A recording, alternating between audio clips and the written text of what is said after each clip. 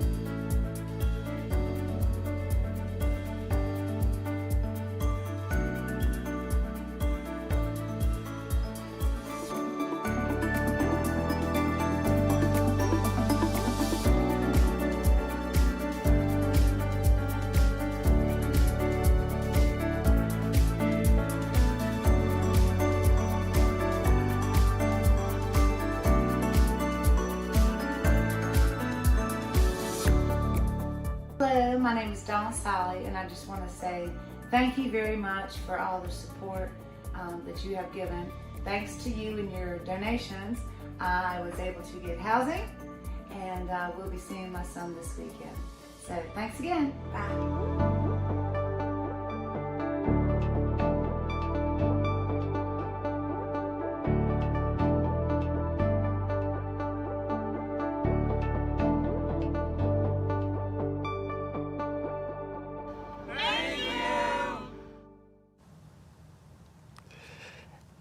And good evening, and thank you for tuning in. I'm Dale Murray from 95.7 R&B, home of the Steve Harvey Morning Show and Intercom Communication Station.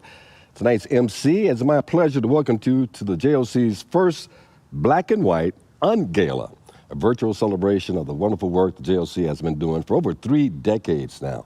3 decades of helping the homeless and less fortunate among us. Of course, no gala would be complete without an online silent auction. We have over 80 items up for grabs. Feel free to log on and place your bids. You know, the holidays are right around the corner. We've got Halloween, Thanksgiving, and Christmas. We've got some wonderful gifts. Just go to jcoc.org. Bidding closes tomorrow at 11:45 p.m., so there's plenty of time to go in and cash your bids to help the JCOC continue their excellent work that they're doing here in Hampton Roads. And we'd love to hear from you. We've got people watching all across Hampton Roads. I understand there's people watching from the Midwest, Kentucky, Michigan, Pennsylvania. We love hearing from you. Log on to JCOC, share your photos, or use the hashtag TeamJCOC. That's TeamJCOC. And again, email your photos to us at jcoc@jcoc.org. All right. Now, it takes a team of people to make this happen, to continue the great work that JCOC is doing. Numerous individuals, churches, businesses, ordinary people doing extraordinary things. 14 outstanding men and women serve on the JCOC's board of directors. A special thank you to them, as well as a thank you to our event sponsors, our board members, the gala committee, and the JOC staff.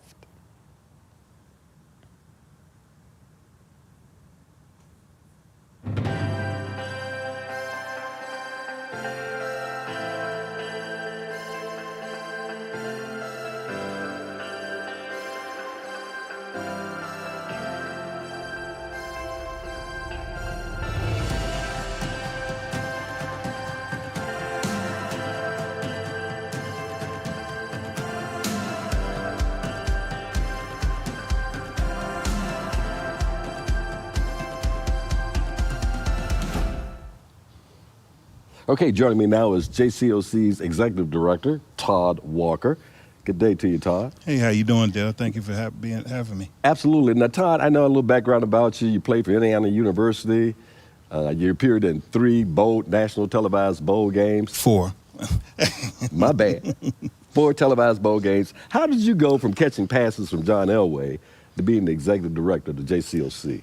Well, when my NFL dream was taken away from me due to injury, I just remember praying to God, and he said, Todd, everybody that's helped you get to where you are now, I need you to do that for somebody else. And so that led me to doing the work that I do today. Yeah. So you recently celebrated 8 years as the executive director. I know there's been a lot going on, a lot of challenges. How has your team and partners worked through the pandemic? Well, first I want to say I'm blessed and honored to lead an organization that addresses hunger and homelessness here in the community. In regard to our community partners and our amazing staff, they've really done a wonderful job, and they've been the true heroes during this pandemic. We've been able to provide 21,000 meals to people in our community because our community partners have stepped up and working with our kitchen. 21,000? 21,000, working with our kitchen staff since we enacted our COVID response process back in March. So it's been amazing. The alarming thing is to see some of the new faces that we're seeing now that have become homeless, and also the amount of families that we're now serving. So we're really having a true understanding now that COVID has had an impact on so many people. Now, in regard to our housing programs, we've really stepped up and done a wonderful job and still trying to work with our clientele to help them get into housing as quickly as possible. So even though we have a pandemic going on, that hasn't stopped. Our staff has really stepped up and really have done amazing work to knock down barriers that our clients have to get them in housing as quickly as possible. In our last fiscal year, we helped 200 people get into housing, and that includes our wonderful veterans program, where we help 80% of our veterans go into permanent housing, and we've been over the 80% mark over the last 3 years. So 2 words that should never go together is homeless and veterans. Yeah, absolutely. I'm a veteran. I can attest to that. Thank you so much for that. I understand you did some amazing work. Your campus rebuild is coming along. Talk to me about that. You know, on June the 2nd, we were unanimously approved by City Council to rebuild our campus. That's going to include 38 affordable housing units to really help people get off of the streets, those who are in need of housing. It's also going to continue our dining hall programs and then admin offices. So we're truly excited. We hired Virginia fundraising consultants to help us kick off a capital campaign, which most likely will happen the first quarter of 2021. So we're excited about that. But we also have a video that we can show you as far as the way our campus currently looks. It's done a lot of amazing work over the last 30 plus years. We have a condemned building that sits right in the middle of our campus that's no longer of use, and we're just really excited at what the future holds as far as our rebuild. And I would like to show this video so everyone could see it. Great, let's watch it.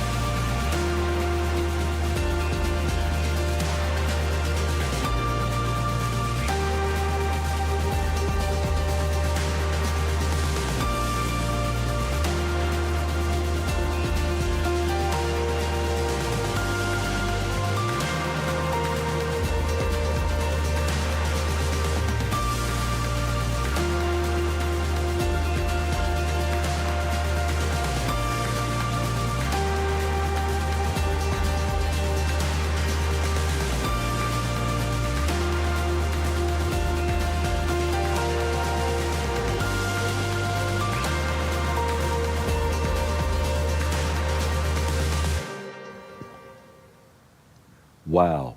Todd, that's an amazing looking building, man. How many people will it house? We'll be able to house 38 people in our affordable housing unit. So it'll be a mixed use. We'll have some people who are coming out of homelessness. We're going to designate some of the units for veterans, and then the rest of them will be for people who are living below the poverty line. Okay, so how does one go about getting into the housing? How does one apply? Well, we'll have a leasing process once that starts. Our hope and our prayer is that some of those units will have vouchers attached to them, so that way the unit will be subsidized, and it'll really help the people that it's meant to help. And when will it open? Well, the hope is and the prayer is around 2024, 2025. That's what we're pushing for. Yeah, congratulations. It's a wonderful looking facility. Yep, thank you. Great. Talk to me about the rapid rehousing program. I understand you recently received a $40,000 grant. Yes, $400,000. $400,000 grant. Mm-hmm. So how will that go towards helping the homelessness? Well, the Rapid Rehousing Initiative is extremely important, especially right now during the pandemic. And it's an initiative that was started to help clients that we've placed in hotels that would otherwise be on the streets, help those individuals find housing as quickly as possible. And so it includes three components. The first component is recruiting landlords and property managers to negotiate affordable rents to help our clients get into a space that they can live in long term. So that's the first piece. So if you're out there looking at the stream and you have properties, or you're a landlord or property manager, please go to our website to reach out to figure out how you can partner with us to be a part of the solution to end homelessness. The second piece of it is most of the grant funds we're able to use to provide a subsidy for a person to go into a unit. So, for example, and everything is tailored individually. So we just had a gentleman move in last week. He was actually impacted by COVID. He lost his hours were reduced and eventually laid off, and he had a physical ailment, and so he was put really in a life or death situation. He was placed in our shelter, and then we were able to rapidly rehouse him into a unit where we were able to pay his rent initially until he was able to get another job and get his health back in order. So that's one of the benefits of it. And then the third piece of it is providing housing stabilization. So we have staff that actually work with the clients once we get them in the housing so they can stay in long term. So budgeting, being a liaison between the landlord and the tenant and those type of things. Yeah. Just really helping them with move-in kits. We've had the community really come through and provide move-in kits and other items. Because to be honest with you, Dale, a lot of people don't realize that the real work begins once you get an individual into housing. That's where the real work starts, because you really want to put things in place so they'll stay in long term. So we've housed 17 people up to this point. Our goal is within that program, our goal is to house 35 by the end of the year. We have 9 in the queue that we're working with now. Hopefully we'll be housed within the next few weeks. But like I said, I can't mention enough about the Rapid Rehousing team. They've just been amazing and really just thinking outside the box. We use what we call a shared housing model, where we convince the landlords to put leases on the rooms versus just one lease, and then that way it kind of reduces the rent. And sometimes they'll overlook some of the credit history or bad rental history and those type of things that could be barriers to prevent our clients from getting into housing. So we're super excited. We're going to look to probably house at least a minimum of 50 next year with that funding, which will go through 2022. So we're excited. Because homelessness can be a life or death situation, especially now when the number one thing that we're told to do during this pandemic is quarantine. Well, right. Homeless person can't quarantine. They're on the streets. They're living in places not meant for human habitation. So rapid rehousing is really going to be a critical piece right now in our community to help save lives. So do you help families as well? Great question. We only help singles. There's a lot of other great providers out there that also help families, and we partner with them and work together. So we focus on the single piece. They focus on the families. But if we come in contact with a family, we contact them, and then vice versa. If they have a single, they refer them to us. So it's about sharing resources. Oh yeah, we work together. We work. Are a lot of providers in the community. So is it co-ed, men, women, or? We help men and women. So our shelter, we have 50 51 beds right now, and it's men and women that we can assist. But rapid housing is just not limited to our shelter, but it can also help somebody who's out on the streets that gets referred to us as well. Okay. Todd, define homelessness for me. No, better yet, describe what does it mean to be chronically homeless? Another great question. Chronically homeless means a person that's been homeless continuously for a year or longer continuously, and they have a medically verified disability. So on the federal level, that's considered probably the most vulnerable population within homelessness, is somebody who's considered chronically homeless. So for example, we had 2 individuals that came into our program last year. They totaled over 60 years of homelessness. 60 years. Both of them have been homeless since like the late 80s, early 90s. And so our program is set up, it's called Permanent Supportive Housing. It's set up to address people who are chronically homeless. So we have 7 units, 8 beds. We bring those individuals in and really work with them on, it's permanent housing. So they don't have to move on. They sign a lease. They pay 30% of their disability income when they come in. And we really work with them and provide supportive services so they can stay in housing. So it's a wonderful program. It's blessed many that have came in, really helped turn people's lives around. We have a tenant right now. His name is, we affectionately call him Rabbit. Rabbit is great. And he's really overcome a lot of obstacles before and after he's came into the program. And so we do have a video that we can share you so he can tell his own story. Great.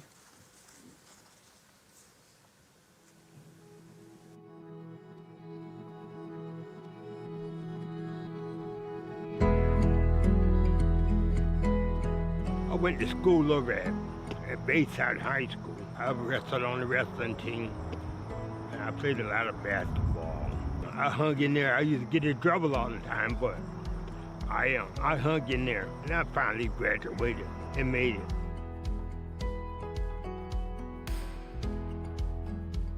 I did concrete work. I did that, and I worked in restaurants. I did concrete off and on for 30 years, and I worked in restaurants down at the beach. So I had 2 jobs. My father and mother died, and I was staying at home with Mom. When they passed away, I was like kind of on the streets in a way. I didn't want to ask too many people of the family, to help me out, but I had a stroke. I got beat up when I was living in the woods. A guy named Boo, he was on the crack real bad, and the guy asked me, can he use my tools for my bike, for his bike? So I said, okay.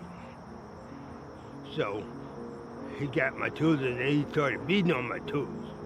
And I asked him, I said, look, why you beating on my tools? I said, them the only tools I got, don't beat them. Okay, he knocked me out with something. He took a hot poker from the fire and burned me up real bad on both arms. When I woke up, I was in the hospital. And I stayed in the hospital for a month. Where I come from, I was homeless, didn't have nowhere to go.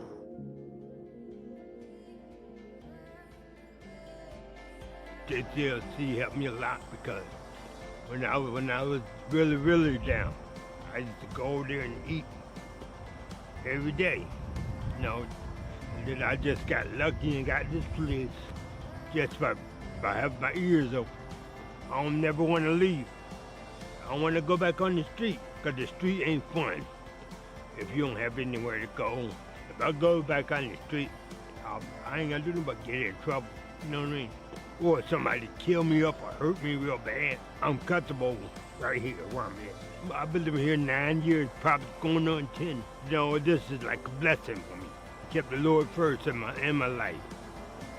And that's what kept me going. You can't get weak or nothing. You just got to stay strong.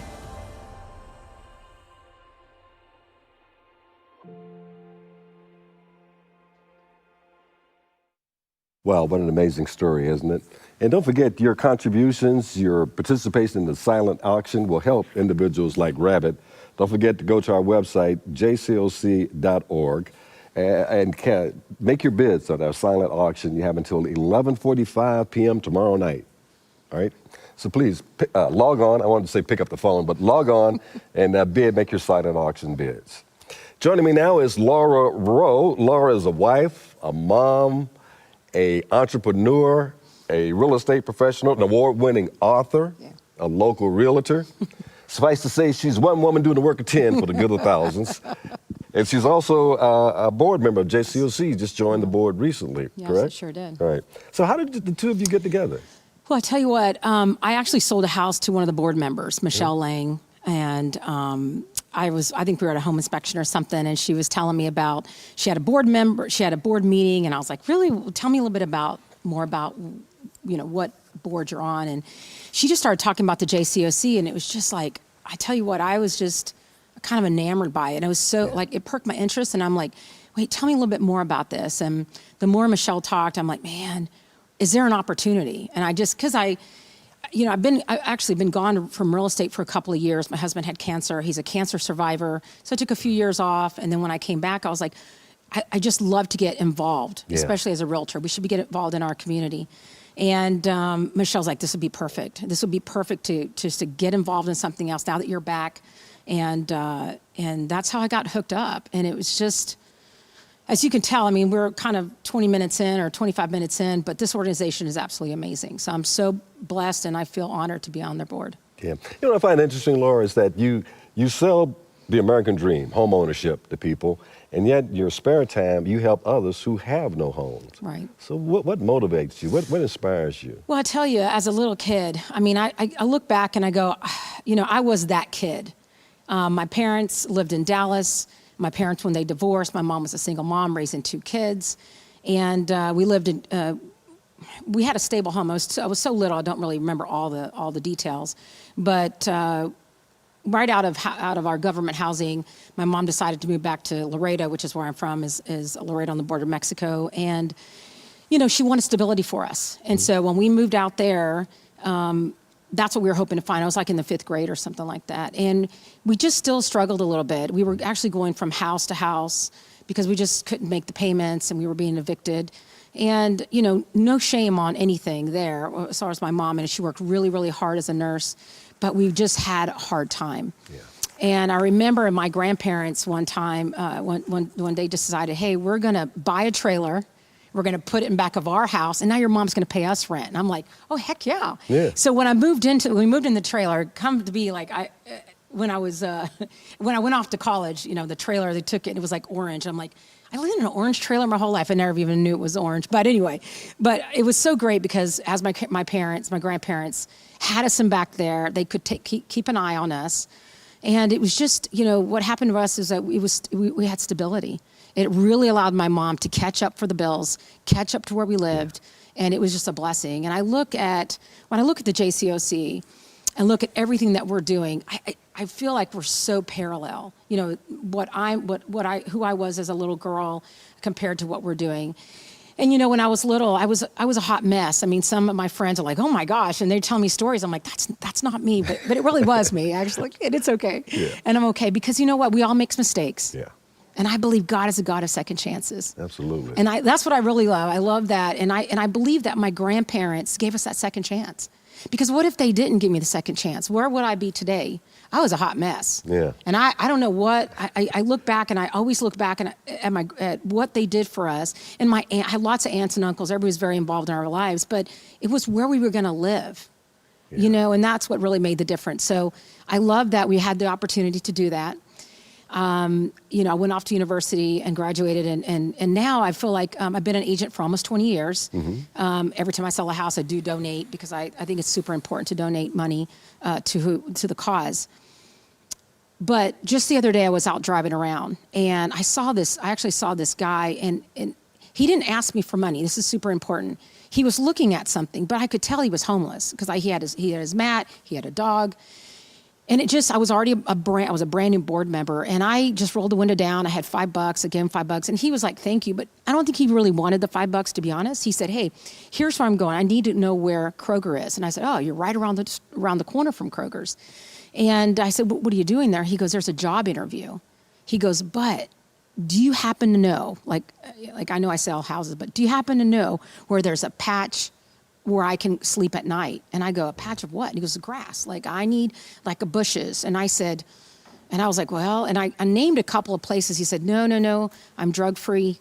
I don't want to go back to those places. And, you know, I didn't know, because I was so young in the JCOC, as far as being a board member, that now I know that there's crisis, there's a hotline crisis and all that. So now I know what to do next. But I called one of the staff members and I said, I need help. Will you do me a favor and help me out?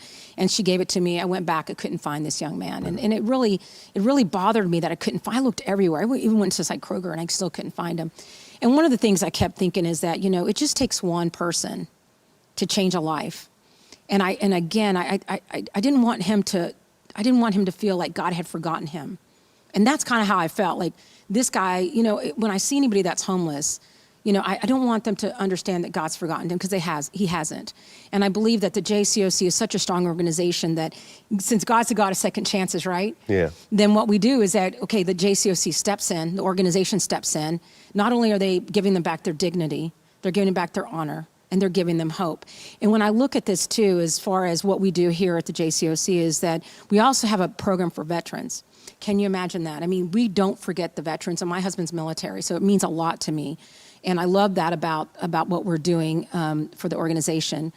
But I tell you what, I feel like it's just, my life kind of, we never were homeless, but we were homeless. One step away. Yeah, exactly. One step away from that. And so, you know, it's been a great life, and I love that I can give back. And I really encourage people that it just takes one person to really change a life. And if they could donate and do whatever they can to help the organization, especially tonight. It's a great night, and I'm glad that people are tuning in. So thank you very much for being there. We appreciate you guys.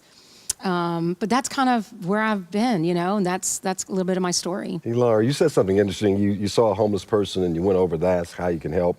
You know, to be honest, sometimes I see a homeless person on the street, on the corner, and I don't know quite what to do. How can I help? Do I give this person money? Yeah. If I give this person money, will they go buy alcohol or drugs? Yeah. He looks pretty healthy to me. Why doesn't he have a job? So, well, I also, on the screen during this program, there's going to be an email address that if anybody wants to get involved, they can actually call. We can actually give them some bags that can tell, if they find a homeless person, they go ahead and give them that, and hopefully they can connect with us. Yeah. How long have you been on the board? So actually, I'm really new. I don't know, maybe 3 or 4 months. Okay.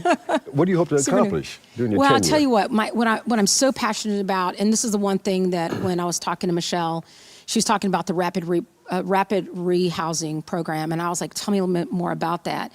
And as a realtor, I know so many people doing this 20 years. You know, so I know a lot of people actually that have vacant houses, or they had renters that didn't do really well. And I was like, I love that. I was like, oh, I can help in this area, because the statistic right now, we have more people that need to go into the housing than we have houses. So just like Todd said, we are really looking for, managers. We're looking at homeowners, sellers that maybe they don't want to sell their house, but they want to help us for 1 year. The rents will be paid. And so, so that's so that's kind of what I'm doing with them is really helping them find, seller, or actually finding homeowners that are willing to bring them in. Yeah, the need is there. I was it is. watching the news the other day. I think 20,000 airline workers have been furloughed. It's a lot. Disney, East and West have been furloughed. Absolutely. So the face of the homelessness and the hunger has changed. It's a lot. It is. And, I go back to thinking about, when I was in high school, my grandparents were really, and then my mom's family everybody's educated, and my mom and my dad's family.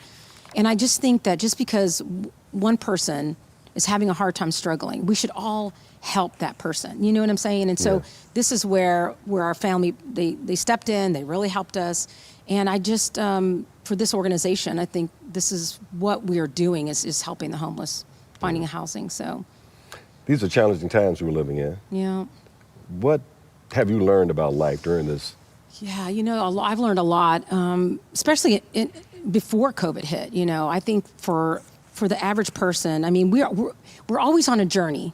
Yeah. Everybody has a journey, and we always think we're going in this direction, and then really the reality is COVID hit, Yeah. and then all of a sudden we're finding ourselves, what just happened? And I think it was so new, no one's ever seen anything like it, that we thought we had something super stable, but we really didn't. It could have, whatever it is in your life, but really as far as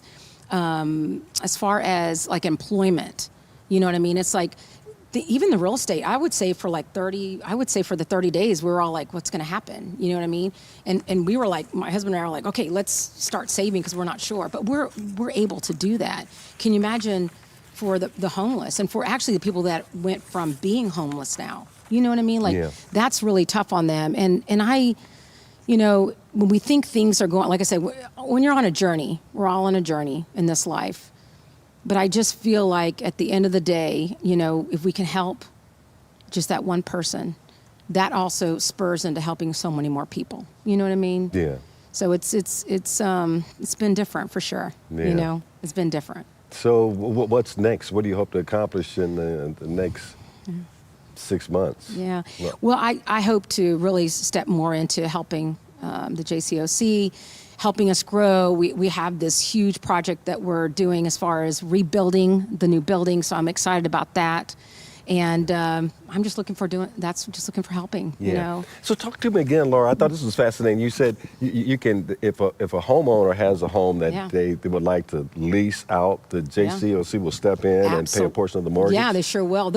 Actually, they're going. What they're doing here is giving somebody an opportunity. Yeah. It's just like the guy that I met. I mean, he has a job, right? Yeah. He's trying to interview for that job, but where is he going to sleep? Right. So right. yes. So basically, if they call in and get a hold of one of the directors, which is probably going to be Todd, or I know that they have someone specifically for rapid rehousing, and just ask the question. Yeah. We're in desperate need of homes right now. So just ask the question.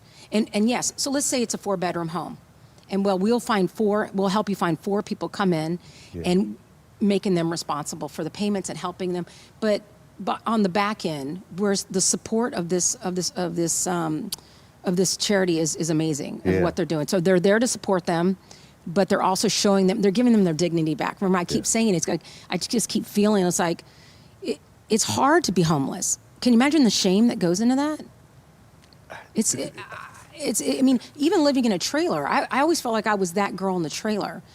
But can you imagine how they feel? They're that homeless person. And what we're doing is giving them their name back. Yeah. It's John who lives in your apartment. It's John that lives in your house. That's what we're doing here, is we're giving them their name back. And it really touches me. Yeah. You know what I mean? Because in this world, we need to help. In this life, we need to help. And this pandemic, we need to help. And we're just giving them their name back. And I also want to know, you want them to also know that God hasn't forgotten them, because he is a God of second chances. And I know I'm repeating that, but it just resonates. But you're absolutely right. And everybody can help. Everybody can help that's watching this. And I just ask you to help, because this is what we need. If you look at some of the stuff, even with $50, what $50 does, what $150 does, that's like a dinner out at Aldo's. You know what I mean? Yeah. So let's not have dinner at Aldo's for one night, even though my friend owns that. Sorry, Jim. Yeah. But you know what I'm saying? Yeah. It's like, let's all do our part in making a difference, especially in the Hampton Roads area. Yeah. You know? Yeah, so. But in response to your question, I don't know what it's like to be homeless. Imagine the shame that but goes in that. I can imagine. I see people and I know, but the sake of God go I. Yeah. The ones that are begging for the money, they're looking at you in the eyes. But the majority are not doing that. They're just because, and I wish I could get all those people and say, shame off you. And I'd love to pray for them and say, we got a housing for you. I might just throw them on my car next time. Let me take you somewhere, Yeah. That's what I feel like doing, because I'm walking away going, now I know. And I know the JCOC's been around for a while, but I just didn't know about them until really recent, like maybe 3 or 4 years ago. And I was like, man, that sounds like a great organization. Yeah. You know what I'm saying? But it's just, again, I'm so proud to be on the board. I'm proud to help. And I know that we're going to do great things in the next, couple of years when we're trying to get this new building up and running. So, Laura, thank you for your passion. You're awesome. Thank you. Your passion and your commitment. Thank you. All right, down now for a silent auction update. To participate in the silent auction, of course, just go to jcoc.org. That's jcoc.org. Click on the link, request an account, and start bidding. Okay? Let's do it. Let's do it. Now, a word from our sponsor, the Onyx Sponsor PRA Group.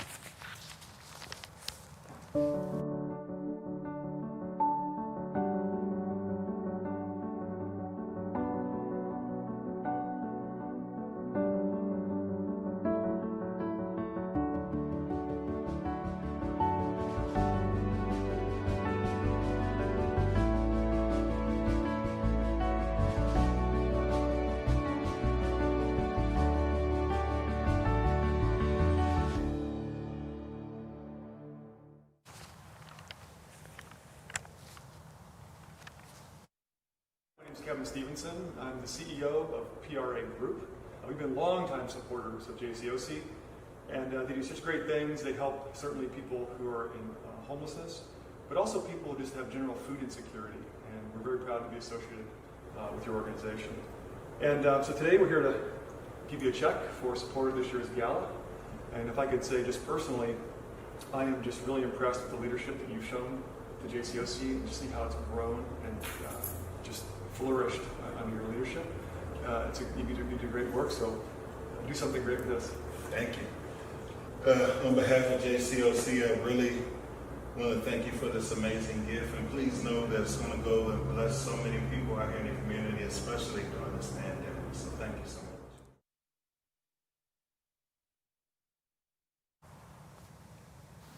All right, such an incredible group for the PRA Group. Thank you very much for your donation. Joining me now is Board Vice Chair Drew Langford and Board Member Bob Bibbs. Good afternoon, guys. Welcome to be here. Hey, we're glad to be here. All right, thank you. So, Drew, how long have you been volunteering on the JOC boards of directors? And I've been hanging around the edges there, helping here and there before I came on the board, but I've been a board member I just finished my 12th year, started my 13th. yeah, what motivated you to donate your time and your resources? Some way, I don't even remember now, but there was something going on that Dick Powell, the original founder of the group, had asked me to help with. And then he started explaining about the soup kitchen and everything we do. And so I actually went down one Christmas Eve to help serve, and seeing the people in there on Christmas Eve, and it drew me in. Then Yeah. I was hooked. And there for a while, I had a group of friends from my church at Nemo United Methodist, and we were serving once or twice a year trying to help out. And it just kind of progressively grew. You know, the Chinese proverb, a journey of 1,000 miles begins with a single step. Well, that was my single step. And from there, it just grew. I was invited to be on the board, and I said, I'll give it a year, maybe 2 years, see what happens. Now you can't drag me off the board. And I think the reason is because the same reason a lot of people who are involved down there, volunteering for meals or helping in other ways, it's one of the most direct ways you can see of helping people and seeing the gratitude come directly back. It's just, it is just something. And we've got my men's group now, we sign up for as many nights as we can. But even if you look at the list of people who are willing to give their time and money, I mean, it's numerous churches, synagogues, nonprofits, groups around the city who are more than happy to jump in and say, look, what can we do and help out? I even got a group of hard heads I have lunch with for the last 15 years, and they heard me talking about it. Yeah. They came They're down one coming in. night and they were hooked. Now they're calling me, say, can't you sign us up for some nights? I mean, it was just, you go in there and these are people that they want that, they just need a meal and some kind of comfort. Yeah. And they come up and they get that meal and they take the time. Thank you. This is really great. I appreciate what you're doing for us. It's also been a misconception. This is one of the things I talk a lot about out in the community. There's been a misconception on homeless since people who frittered their life away. You know, they got themselves in this, let them get out. It's not that at all. I've heard countless stories of people that, you know, they're just like you'd be and somebody else. You never know what kind of tragic circumstances can hit you. we always hear about there's so many families that are just one paycheck away from poverty, and there's all kinds of things, a death in the family, medical bills, a number of things that can just put you back on your feet. And I've heard so many of those kind of stories. So when you're helping these people, you're not just helping people who, got themselves in some kind of mess. These are people who have tried and worked and done what they could, and still something blocked them and kept them from getting a little bit higher ground. And this is something that really helps them. And I guess what makes it even more gratifying, having been there 12 years, I've seen a number of board members come on there, and just a broad cross-section of people. And they just give their expertise, and they give their time, and the same with the staff. I've seen the staff people come in, and I'm thinking, man, we're not giving them much to work with, and man, they perform miracles. And the stuff gets done, and I keep seeing this growth. I can't believe the growth we've had just in the 12 years since I've been there. But it's just, another thing we try and explain to people is nowadays that a lot of the people who come for the meals aren't necessarily homeless, but when they're down and out, sometimes they got to take a choice of paying the doctor's bill or buying groceries. They'll pay the doctor's bill, but at least they can come get a meal with us. The working poor. Exactly. Yeah. Exactly. And there's, unfortunately, plenty of those around there, and people are starting to become aware of it. Let me get Bob in here. Sure. Bob, how long have you been with the organization, and what motivated you to be a part of it? Well, Dale, I've been with the board for 3 years, and I got to tell you, it's been nothing but a privilege and honor to serve. It really has been amazing. So I had my first meeting at JCOC in the summer of 17, and in that meeting I met with Todd Walker and Krishna Loya, a number of the staff people, and the things they told me about the organization. At the time, they were housing 50 people on campus, and of course serving dinner every night, lunch every day to the residents, and all the housing programs, all the service support. It absolutely blew me away what JCOC is doing in the community. Yeah. And I was stunned. So the very next day I got home and I said, first of all, I sent them a donation check. They motivated me so much. But second of all, I said, I'd like to get involved with JCOC in a big way. And fortunately for me, it's happened because I'm on the board and really enjoying the process. And, I didn't really realize it at the time, but I now know that God led me to JCOC. And for that, I'm forever grateful. Yeah. What would you like to see the JCOC in the next 5 years? Well, we have, I've only been here 3 years, and, Drew been 12, and others much longer. But we've got a lot on our plate right now with the COVID situation short term. Yeah. But long term, as you saw in the videos, the facility is in bad shape. And we need, we've just hired a fundraising firm. We want to start the fundraising early in 2021, and we've got a lot of work to do. So that's going to be a big focus for the board. Yeah. So Drew, how have you guys on the board have to reinvent yourselves? What have you done? You've been there for a while. Yeah. Well, when we first started by taking on this new project, it's actually been several years, and I don't think anybody had an idea it would take as long as it did, but it just did. I mean, circumstances, changes in the economy and all that. Yeah. But we've learned how to, okay, this is where we want to go, this is what we need. And what's been a pleasant surprise is we've had a lot of people saying, hey, I want to be a part of that. What can we do? I'll donate my time, my services. We all want the homeless problem to be non-existent, but it's going to take a while. And in the meantime, we've got people that need to be taken care of. So, like I said, there's some of the people on the board, a lot of the board members and the staff have been very good about saying, okay, here's what we're faced with. Let's project down the road. And they have a vision. Yeah. And I think one of the better things I've seen out of the board here in the last number of years is how the board has helped develop that vision and stuck to the plan. And I think we've got good things coming, but we just need help. Yeah. Guys, talk to us about, and to our audience, tell them why they should give, why they should be excited about giving. Well, first of all, we're at the virtual Un-Gala right now, right? Right. So if you're watching now or watching later on demand, hopefully you'll consider a donation to JCOC because it's very much needed. But, Dale asked me a while back, what makes you so excited? What's the one reason you're so excited to give to JCOC? And, you know, that's an unfair question because I can't give just one reason. I got many reasons, but I'll try to give you two or three. Okay. First of all was the food programs. It's amazing, and led by the community dinner. The community dinner is served every day of the year, holidays, Christmas, Easter, whatever, 365 days a year. Rain, snow, shine, that dinner is served. We've got about 100 volunteer groups that contribute to that and make it happen. And it's an amazing process. And it's a gift to the community, particularly for the homeless people. But I personally have participated in about 15 of those dinners with the team from King's Grant Presbyterian Church. And it is a spiritual, amazing experience. We start with prayer. When we feed the people, serve the people, although COVID in March made it to-go meals, but before COVID and when COVID's over, we serve them. We actually put food on their plate. They walk by.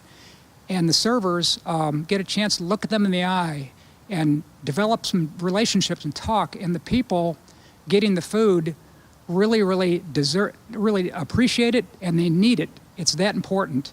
And it just makes my heart warm every time I get involved in one of those because we're doing right and we're doing what's needed for the community. And it's a blessing.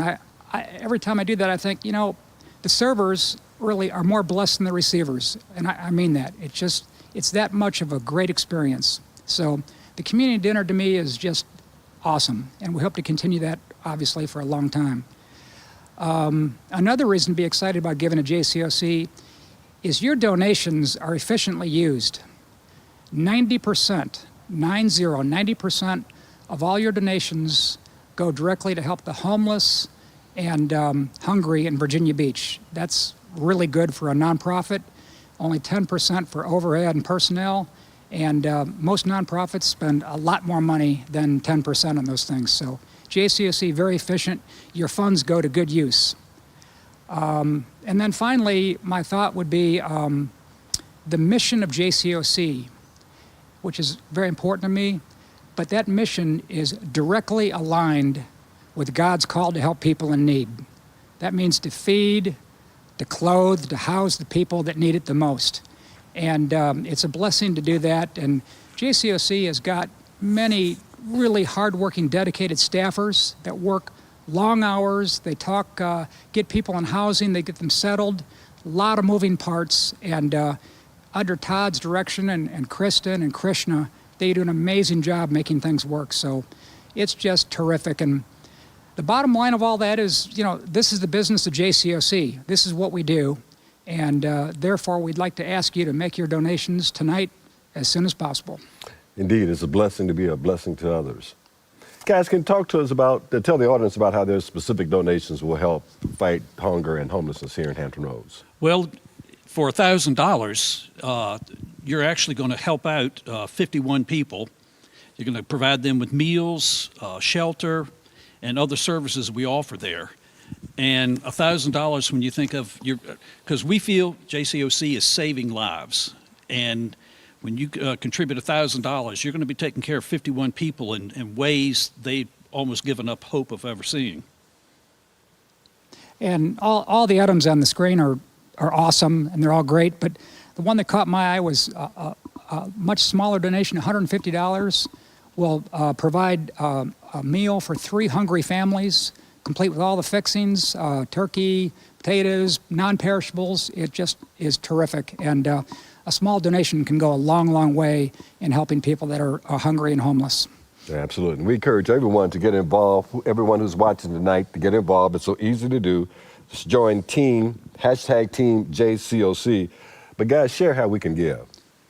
Find out how you and your group can become community dinner volunteers by emailing Krishna Loya at kloya@jcoc.org or give online at jcoc.org. And if you're watching tonight with one of the community watch groups, all the swag bags have an envelope in there for you to write a check and make a contribution. And that's all you have to do is take it, the envelope, write your check, And if you don't have that, again, just take an envelope, write a check, and send it to JCOC, because they are really not trying to be dramatic, but these things, these efforts, this money and all, we're saving lives. All right. To give right now via text the word donate to 757-699-1577 or give online. Please know your donations are greatly appreciated and needed to help us fulfill our mission. And what I always like to say to our church when we have commitment campaigns is, please don't give till it hurts, but give until it feels good. And don't forget, the silent auction is in progress until 11:45 p.m. tomorrow night, 11:45 p.m. Still plenty of time left to get your auctions in, your bid-ins for the auctions. Guys, Bob, Drew, any closing thoughts? This is money well spent. Yep. And I can't think of a better way to reach directly into those who in need in your community, and this is the best way you could do it. Yeah. This organization is a gift to the community, and we appreciate your support. Absolutely. Thank you, ladies and gentlemen. Thank you for being a part of this. Drew, Bob, the whole committee, Todd. I'm sorry. Okay. Todd, the staff, Grace Church here in Virginia Beach. Thank you so much for watching, being a part. Please make a donation. I mean, there, for the sake of God, go you and I. Like you said, give till it hurts, or give till it feels good. Till it feels good. Yeah. And thank you to the JCOC, the board of directors, everyone involved for doing what they can to improve the quality of life for citizens here in Hampton Roads. Thanks for watching, everyone. Have a great weekend, and don't forget to make your pledge.